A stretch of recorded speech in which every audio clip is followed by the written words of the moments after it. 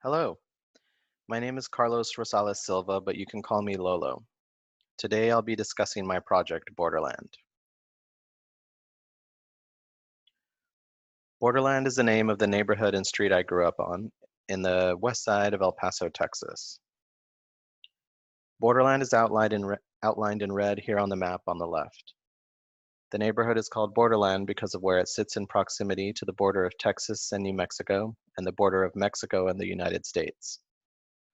In the photo on the right, you can see a view from a lookout point on the Franklin Mountains in El Paso that gazes out onto the Sierra de Juarez Mountains in Juarez, Mexico.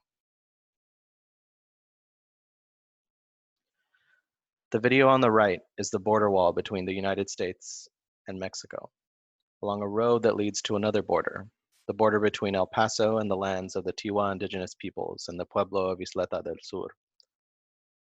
The Tiwa are a Puebloan tribe who settled in what is now Texas after the fallout of the Pueblo Revolt of 1680.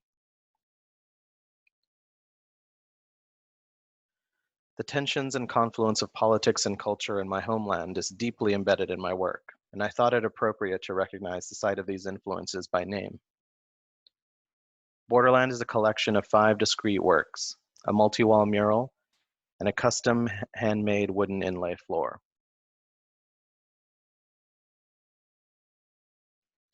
My work exists in the space between borders. The works I make are grounded in a practice of painting, but often borrow from sculptural and installation practices. They exist in the spaces between classification. My practice considers the histories of the vernacular cultures of the American Southwest, the Western canon of art history, and the political and cultural connections and disparities between them. The central work in this installation is a custom inlay wooden floor sculpture. The wooden inlay floor is made up of over 30 pieces of birch plywood that was colored using plant-based stains. The floor depicts an ancestral Puebloan vessel from the collection of the Metropolitan Museum of Art that is almost 1,000 years old. I believe ancestral Puebloan works contain a uniquely advanced understanding of positive and negative space relationships, a dense and playful interpretation of background and foreground. Puebloan works are foundational works of art in the Americas that have informed modern and contemporary works, but have gone unsighted. In my installation, the viewer is literally held up by the ancestral Puebloan vessel, and the vessel is very much the foundation for my space. The vessel is at once a sculpture and the physical manifestation of a citation, its influence emanating out to the rest of the space. The process of making the floor happened over a month and a half of 50 to 60-hour weeks. The 34 individual pieces were milled out of 10 full-size sheets of birch plywood on a CNC router over 2 weeks. The pieces were then individually sanded and stained. A subfloor had to be built in the space to level out the surface, and each piece had to be fitted together by hand, attached, and then waxed to seal. Knee pads saved my life during this process. The central image in the floor is from the Met's digitized collection. In 2017, the Met published over 375 images on its website of public domain artworks in its collection, and made them available for use in a remix with a Creative Commons license. I found this jug shortly after the collection was digitized. I specifically seek out Puebloan works when I visit cultural or anthropological institutions in the Americas. Almost all of the larger institutions have a collection of these works, and for good reason. I and others learn so much from seeing the work of the Pueblo peoples.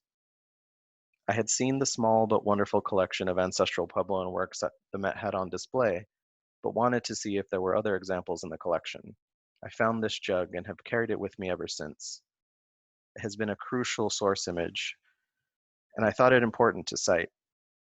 In this work, I sought to treat it with the most care and reverence I could imagine.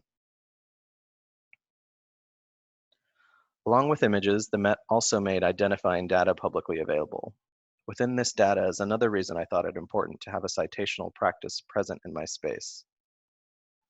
The section outlined in red is the provenance, or records of ownership for both of these works. On the left is Washington crossing the Delaware, the most iconic and central work in the Americas wing of the Met. We can see that the painting was made in 1851, or finished in 1851, and has a clear lineage of ownership leading up to its donation to the Met. The ancestral Puebloan vessel has a provenance that is unclear before 1969. This is important to note because of the amount of care that is afforded to different kinds of objects and collections. The ancestral Puebloan vessel certainly had a history before 1969. While some of that history might be hard to recover, the history directly preceding the record in 1969 certainly is not. It is troubling to imagine how this object was acquired and how that history remains undocumented, especially considering the history of the Puebloan peoples, which is filled with legitimate revolutionary resistance to colonialism. This is also an issue in how an institution treats objects that are ancestral to colonized peoples. They are not weighted in the same way in terms of documentation, not treated with the same care and scrutiny. This leads to disparities in how not only objects, but people and their culture are treated and considered. To their credit, the Met is currently integrating a large collection of work from over 50 indigenous tribes into the collection of the Americas, a first for the institution, and it is involving people from the remaining tribes in the process. This reparative work is being attempted by many institutions worldwide. I often think about what a modernism that is free of colonial influence would look like, a modernism that was indigenous to the Americas. This is theoretical, of course, but is a very generative line of thinking in my studio. While that line of thinking might be theoretical, I think there are threads of possibility in the vernacular works of the Southwest and Mexico. When I travel to see these works, I can see artists and makers creating incredible works in spite of and in the wake of colonial histories. These two works are by my grandfather. On the left is a wood-burning corn roasting oven with an attached vending station that is still in use. On the right is a lovely gate at my uncle's house. My grandfather was a master welder. The amount of care and consideration he put into color and aesthetic decisions will always be a source of inspiration for me. I love the way the color inverts between the oven and the vending stand. The circular crank for the rotating corn rotisserie is so amazingly yellow. Just as important are the mural practices of commercial sign painting and representational mural art. Both of these are dense and beautiful practices, often executed by the same artists. Chicano murals are particularly important, as they are often the only documents of regional histories. On the right, the mural represents Ruben Salazar. He was a Chicano civil rights activist and journalist who documented Los Angeles and border culture politics in El Paso and San Diego. Mexico has a unique language of color and a singular execution of modernist architecture.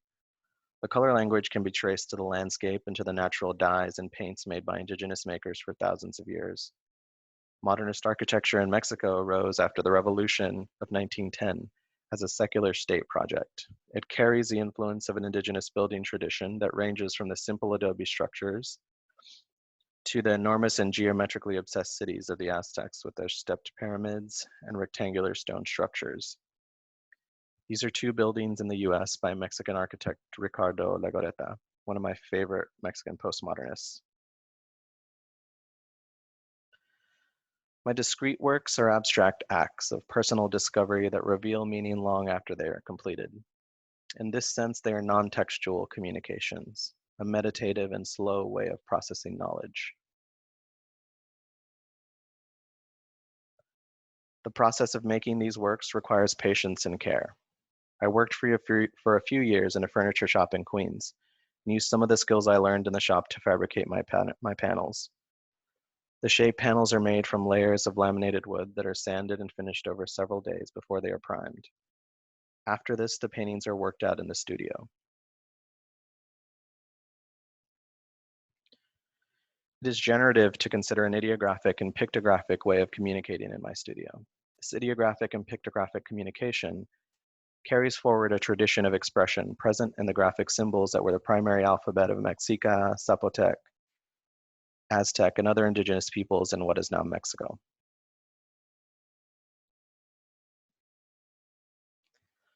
Getting to and refining these works is done through a process of drawing and collaging with painted and cut paper. Compositions evolve in the studio after panels have been fabricated and primed, and paintings enter into conversations with each other and are informed by completed or in-process works. Here on the right, you can see a cut paper collage that eventually led to the painted part of this painting, which is made up of a chunky paint mixed with stone. Cosmic was the first in this series. It's a little less refined, but is super symbolic of a big bang in the studio, which it was not intended to be at all. I had to keep it present because of the symbolism, and it has settled into its place as a guiding star in my studio. This is my drawing practice, quick, decisive studies made in nature that turn into contemplative and meditative shapes or compositions. You can see the shape of Diablo en el Jardín here, and the shape of the following painting as well. So this is my idea for both a tondo and a gradient painting, and it was developed with the language of with the logic of a tile mosaic. It is also the image of a sunset. The painting is made up of hundreds of dyed stones. In these works, the stones are dyed in a mixture of pigment and water. Compositions are worked out on paper and then embedded in a high polymer acrylic paint base that I mix myself. I started mixing my own paints this year or last year actually, because they're economical and because I can control the color. As much as I am influenced by the vernacular of the Southwest United States and post-colonial frameworks, I am also undoubtedly influenced by the formal and conceptual practices of modern and contemporary works of art. Elizabeth Murray's show, Painting in the 80s, and her works that quite literally stretch the boundary of what a painting can be, Matisse's cutout show, made me rethink how I built an image in a work. Jack Whitten's revelatory sculpture show at the Met Brewer provided a key on how to ground a formally adventurous practice in a process of reverence and learning from culturally specific and traditional forms.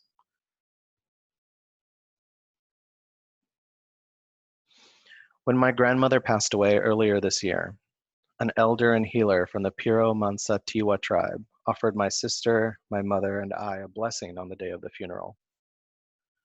The Piro Mansa Tiwa are a sister Puebloan tribe to the Tiwa in El Paso, but are not yet federally recognized and live mostly in the town my mother lives in New Mexico. We are not tribal members. Any connections we had to these tribes were destroyed during the colonial period. As an ongoing practice of reparation, accountability, and reconnection, my mother assists the tribe in processes with the city and the state, and houses a tribal elder on land that she owns. My sister and I have committed to returning this land to the tribe once it is ours. During the blessing, which happened in the early morning in a park in the middle of town that was once tribal land, the elder encouraged us to let the sun onto our faces, to close our eyes and let the sun bathe over us and heal us whenever we felt overwhelmed. He asked us to recognize the sadness that our grandmother passing brought onto us, and to recognize that we are entering into a new life.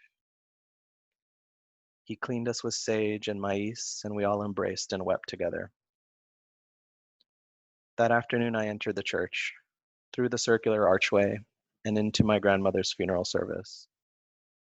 As the service unfolded, overwhelming waves of grief rolled over me, and I took the elder's advice and I stepped outside. I closed my eyes and I looked into the sun. I felt the warmth on my skin and felt the power of vitamin D synthesizing as the sun penetrated my brown skin. I felt the power of reconnection and healing that the moment in the park represented for me and my family. My installation and mural contain a circular arch, which does not appear in the Americas until colonization. The arch is being encroached upon by 2 medicinal agave plants. My mural is a representation of healing in a space meant to be overwhelming but joyful and celebratory. Borderland is a space that intends to heal a cultural wound through the visual, a space that believes in the reparative power of art. Thank you.